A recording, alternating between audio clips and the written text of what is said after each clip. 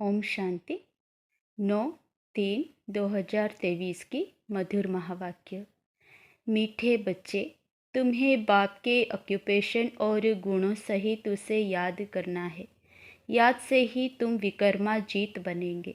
विकारों की मेल भस्म होगी। प्रश्न: ज्ञान की धारणा किन बच्चों को बहुत सहज हो सकती है? उत्तर: जिनमें कोई भी पुराने उल्टे सुलटे संस्कार नहीं है, जिनकी बुद्धि याद से शुद्ध होती जाती है, उन्हें ज्ञान की बहुत अच्छी धारणा होती है। नंबर 2, पवित्र बुद्धि में ही अविनाशी ज्ञान रत्न ठहरेंगे। 3, भोजन बहुत शुद्ध हो, बाप को स्वीकार कराकर फिर खाने से भी ज्ञान की धारणा अच्छी होती है। ज्ञान को धारण करते करते तुम मुरलीधर बन जाते हो। गीत: तुम्हारे बुलाने को जी चाहता है। ओम शांति। आत्मा परमात्मा को बुलाती है। सिर्फ आत्मा कहे तो कहेंगे आत्मा तो वाणी से परे है, इसीलिए कहते हैं जीवात्मा। परमात्मा को बुलाती है। भक्तों की बुद्धि परमात्मा के बारे में कहाँ कहाँ जाती है। कुछ भी मनुष्य समझते नहीं, क्योंकि वह समझते हैं परमात्मा सर्वव्यापी है, तो बुद्धि कहाँ जाए। सर्वव्यापी समझने के कारण कहेंगे सब भगवान के रूप हैं, बुलाते हैं, परंतु बुद्धि में लक्ष्य नहीं है। परमपिता परमात्मा तरफ बुद्धि जाती नहीं है। किसी भी जीव आत्मा की बुद्धि में यह नहीं आता कि हम उस ज्योतिर्लिंगम को याद क्यों करते हैं, वो हमको क्या देते हैं जो हम उनको याद करते हैं। जो बहुत अच्छा देकर जाते हैं उनको याद किया जाता है, उनकी याद जिंदगी भर रहती है। कोई ने पाई पैसा दिया, वह तो लेन देन चलती ही है, परंतु समझो कोई गरीब है, उनको कोई मकान बनाकर देवे या उनकी कन्या को शादी कराने में कोई मदद करता है, तो सारी आयु उनकी याद रहेगी, उनके नाम रूप की याद रहेगी। फलाने ने हमको मकान बना कर दिया। यहाँ भी तुम बच्चे समझते हो बाप हमको विश्व का मालिक बनाते हैं। मनुष्यों को तो ना आत्मा का ना परमात्मा का ज्ञान है। आत्मा है सूक्ष्म ते सूक्ष्म, जिसका पता नहीं पड़ता, कब अंदर प्रवेश करती है फिर निकल जाती है। बहुत महीन बातें हैं, उनका साक्षात्कार भी दिव्य दृष्टि से ही देख सकते हैं। वह ब्रह्म कहते हैं तो ब्रह्म का भी साक्षात्कार हो पड़ेगा। अखंड लाइट ही लाइट देखने में आएगी। ब्रह्म तत्व तो ज़रूर बड़ी रोशनी देखने में आएगी, परंतु परमात्मा कोई वह चीज़ तो नहीं है ना जो मनुष्य समझ बैठे हैं। तुम बच्चों की बुद्धि में आगे लिंग रूप रहता था, अभी तो बुद्धि में है कि वह स्टार है। आत्मा का वही रूप है, दूसरी कोई चीज़ हो नहीं सकती। परमात्मा भी वही बिंदी रूप है। अब लक्ष्मी नारायण की इतनी महिमा है, उनमें क्या ब्यूटी है। आत्मा और शरीर दोनों सतप्रधान पवित्र है, हर्षित मुख है, गोरे हैं। आत्मा तो बहुत सूक्ष्म चीज़ है ना। समझाया जाता है आत्मा मैली हो जाती है तो लाइट कम होती है। यह लाइट कम और जास्ती की भी बहुत महीन बात है। हम दीपक का मिसाल देते हैं, परंतु आत्मा उनसे भी छोटा सा स्टार है। साक्षात्कार होता है, देखा और गया। अब तुम बाप का स्मरण करते हो, बाप ने अपना रूप बताया है। तुम जानते हो शिव बाबा को याद करने से विकर्म विनाश होते हैं। भल और मनुष्य शिव को याद करते हैं, परंतु इस ज्ञान से याद नहीं करते। वह जानते ही नहीं, ना जानने कारण विकर्म विनाश हो नहीं सकते। यह जानते ही नहीं कि हम योग लगाने से विकर्माजीत बनेंगे। अच्छा, फिर क्या होगा यह भी नहीं जानते। तुमको बाप समझाते हैं योग से तुम विकर्माजीत बनेंगे। 5 विकारों की मेल भस्म होगी। समझाने मिलने के बाद उस खुशी से याद करेंगे। वह यह नहीं जानते कि बाप को याद करने से विकर्म विनाश होंगे। अभी बाप नॉलेज देते हैं। बाकी मनुष्य तो है अंधश्रद्धा में, जिससे भक्ति मार्ग में अल्पकाल सुख मिलता है। अब उनको यहाँ बुलाते हैं। तुम जानते हो बुलाने की तो दरकार ही नहीं। जबकि परमात्मा को जानते ही नहीं तो फिर बुलाते कैसे? जिसको याद किया जाता है उनके महत्व को, ऑक्यूपेशन को, गुणों को जानना चाहिए। परमात्मा की पहचान कोई के पास भी है नहीं, इसलिए जन्म जन्मांतर क्या क्या करते आए हैं, कुछ भी समझ नहीं। अब बाप बेट समझाते हैं। गीत में भी कहते हैं, बाबा आप आकर ज्ञान सुनाओ तो हम सुनकर फिर औरों को सुनाएंगे। जैसे शास्त्रों में आटे में नमक है, वैसे इन भक्ति मार्ग के गीतों में भी थोड़ा बहुत है। यह गीत बाप की महिमा में है। बाप को बुलाते हैं कि आप आकर हमको सुनाओ तो हम फिर औरों को सुनाएंगे। आकर हमको राजयोग सिखलाओ, फिर हम मुरलीधर बनेंगे। मुरलीधर को ही ज्ञानी तो आत्मा कहा जाता है। तुम बच्चे जानते हो बाप तो है निराकार, फिर वो आए कैसे? अभी तो समझा है कि आत्मा परमधाम से आती है।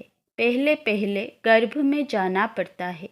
जीव की आत्माएं सब बाप को याद करती है, परंतु उनके ऑक्यूपेशन का कुछ भी पता नहीं है। ऐसे ही सिर्फ बुलाते रहते हैं, वह आता ही नहीं। बाप कहते हैं मैं अपने पूरे टाइम पर आता हूँ, जबकि संगम युग शुरू होता है। संगम युग कब आता है? जब रात पूरी हो, दिन होना होता है। संगम युग आया और बाप भी साथ आया। संगम युग पर ही बाप बेट पढ़ाते हैं। यह सब बातें तुम ब्राह्मण बच्चे ही जानते हो। बाप बेट समझाते हैं, मैं निराकार आया हूँ। यह तो कभी कोई ने ख्याल नहीं किया है। अगर कलयुग के अंत में आया होगा तो फिर से आएगा ना। कलयुग अंत और सतयुग आदि के संगम पर आते हैं। जरूर कुछ कार्य करने के लिए आते हैं, जरूर सृष्टि को पावन करने आएंगे। तब कहते हैं कि अब आदि सनातन देवी देवता धर्म स्थापन करने आते हैं। कैसे आते हैं यह भी कोई नहीं जानते। बाप को आकर प्रजा रचनी है, व राजयोग सिखाना है तो किसको सिखाएंगे? सतयुग आदि में तो है देवता वर्ण, इसके पहले है ब्राह्मण वर्ण, तो जरूर ब्रह्मा तन में आकर ब्राह्मण वर्ण रचना पड़े। ब्रह्मा को कहा ही जाता है प्रजापिता। अब वह ब्रह्मा आए कहाँ से? क्या सूक्ष्म वतन से उतर आए? जैसे दिखाते हैं विष्णु अवतरण, ऊपर से गरुड़ पर सवार हो आते हैं। अब विष्णु को तो यहाँ आना नहीं है। विष्णु के दो रूप लक्ष्मी नारायण जो हैं, उन्होंने भी यहाँ इस पढ़ाई से यह पद पाया है। विष्णु के दो रूप लक्ष्मी नारायण ही पालना करते हैं, परंतु ऐसे कोई गरुड़ पर उतरते नहीं है। और फिर वहाँ लक्ष्मी नारायण की आत्मा कोई इकट्ठी नहीं आती है। पहले नारायण की आत्मा आएगी, फिर लक्ष्मी की आएगी। स्वयंवर करेंगे तब विष्णु युगल रूप कहलाएंगे। राधे कृष्ण बरोबर विष्णु के दो रूप हैं। छोटापन भी दिखाना पड़े ना, यह बातें और कोई नहीं जानते हैं। बाप बेट समझाते हैं, जब यह पहला नंबर 84 जन्म पूरे करते हैं तो हमको इनमें ही आकर फिर इनको पहला नंबर बनाना पड़े। 84 जन्म भोग जरूर वृद्धि अवस्था को पाया होगा, तो उनका नाम रखा है ब्रह्मा। इनमें प्रवेश किया है। अब तुम बच्चे समझते हो मनुष्य सृष्टि कैसे और कब रचते हैं। इस बात का और कोई मनुष्य को ज्ञान हो ना सके। मनुष्य जब कोई अच्छी नई चीज़ की इन्वेंशन निकालते हैं तो गवर्नमेंट के पास जाते हैं, फिर वह उसको वृद्धि में लाने में मदद करती है। यह भी ज्ञान ऐसे है। पहले पहले बाप आया, इसमें प्रवेश हुआ, इनमें बैठ ज्ञान दिया। पहले थोड़ा थोड़ा था, अब वृद्धि को पाता जाता है। कितनी गुह्यते गुह्य बातें तुम सुन रहे हो। पहले हल्का ज्ञान था, अब गहरा मिलता जाता है, परंतु आत्मा में पुराने उल्टे सुलटे भक्ति के संस्कार जो हैं वह जब निकले तब ज्ञान की धारणा हो, योग हो, तब विकर्म विनाश होते जाएं और बुद्धि शुद्ध होती जाए। पहले थोड़ा भी ज्ञान सुनने से कितना नशा चढ़ा और भागे, फिर कितने टूट भी पड़े। माया भी हैरान कर देती है। अब ब्रह्मा के बच्चे वह हो गए ब्रह्मा कुमार और कुमारियाँ। यह पूरी रीति समझाना है, नहीं तो मनुष्य डरते हैं। अब बाप को तो ज़रूर ब्रह्मा का शरीर लेना पड़े, सो भी बड़ा चाहिए। छोटे बच्चे में प्रवेश करेंगे क्या? कहते हैं बहुत जन्मों के जन्म के अंत में आता हूँ। इसने बहुत शास्त्र पढ़े हैं, गुरु किए हैं, तो अनुभवी होगा ना। बाप कहते हैं मैं वानप्रस्थ अवस्था में आता हूँ, शास्त्र आदि पढ़े हैं तब तो समझा सकते हैं।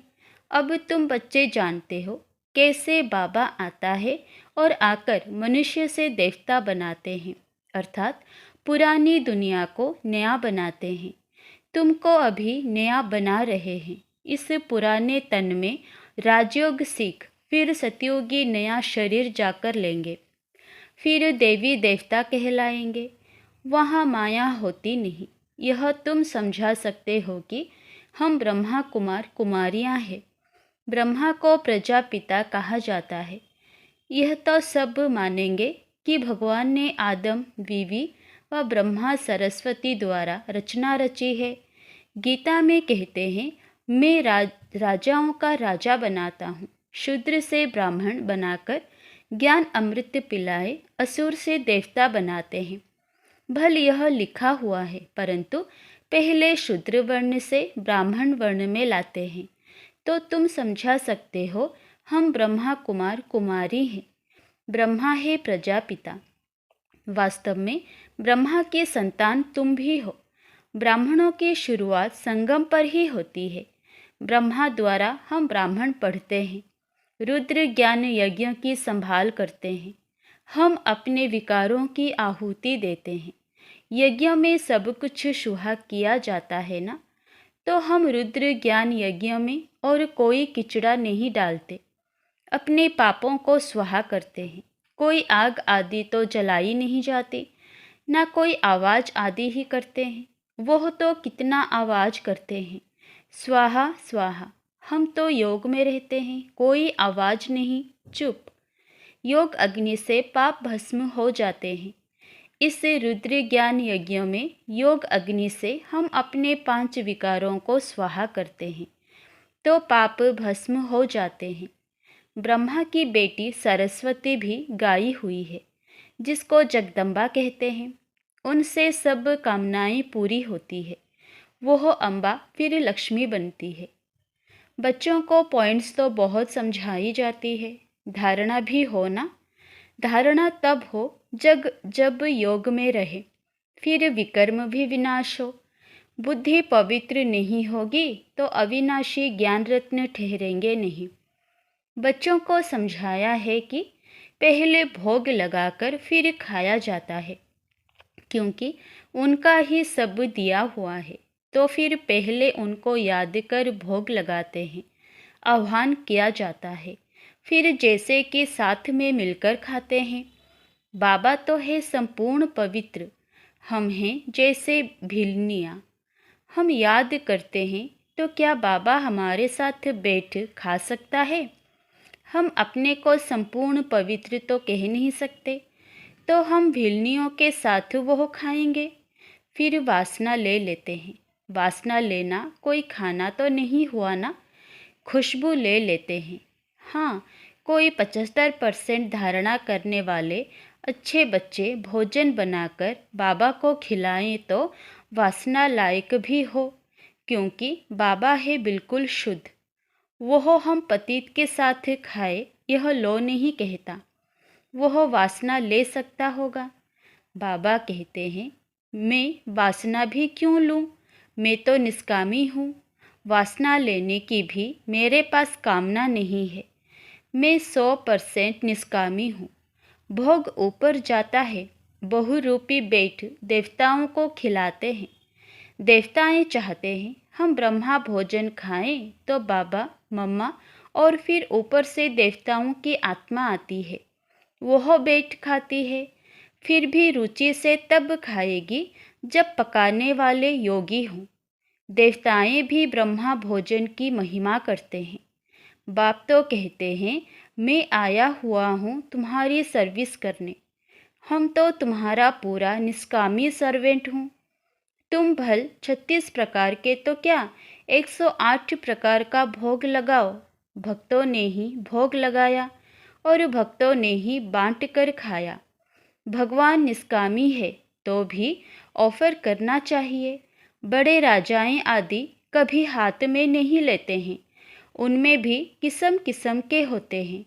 कोई ले भी लेते हैं। बाबा का राजाओं आदि से कनेक्शन रहा है ना, तो हम बाबा को भोग लगाते हैं। कामना है कि हम बाबा से विश्व का मालिक बनने राजाई लेवे। वो तो है ही दाता। यह सारी सूक्ष्म बातें हैं। भोग कहाँ ले नहीं जाते हैं। यहाँ ही बैठ बैकुंठ का साक्षात्कार करते हैं। यहाँ से जैसे कि गुम हैं। अच्छा, मीठे मीठे सिकिलधे बच्चों प्रति माता पिता बाप दादा का याद प्यार और गुड मॉर्निंग। रूहानी बाप की रूहानी बच्चों को नमस्ते।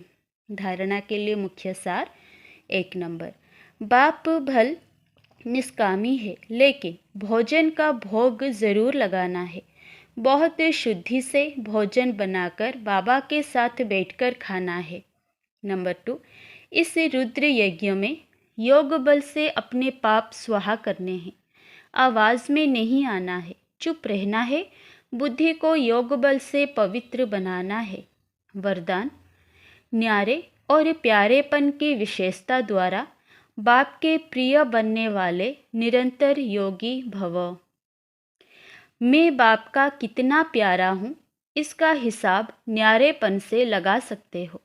अगर थोड़ा न्यारे हैं, बाकी फंस जाते हैं, तो प्यारे भी इतने होंगे। जो सदा बाप के प्यारे हैं, उसकी निशानी है स्वतः याद। प्यारी चीज़ स्वतः और निरंतर याद रहती है, तो यह कल्प कल्प की प्रिय चीज़ है। ऐसी प्रिय वस्तु भूल कैसे सकते? भूलते तब हो जब बाप से भी अधिक कोई व्यक्ति या वस्तु को प्रिय समझने लगते हो। अगर सदा बाप को प्रिय समझो तो निरंतर योगी बन जाएंगे। स्लोगन, जो अपने नाम मान और शान का त्याग कर बेहद सेवा में रहते हैं, वही परोपकारी हैं। अच्छा, ओम शांति।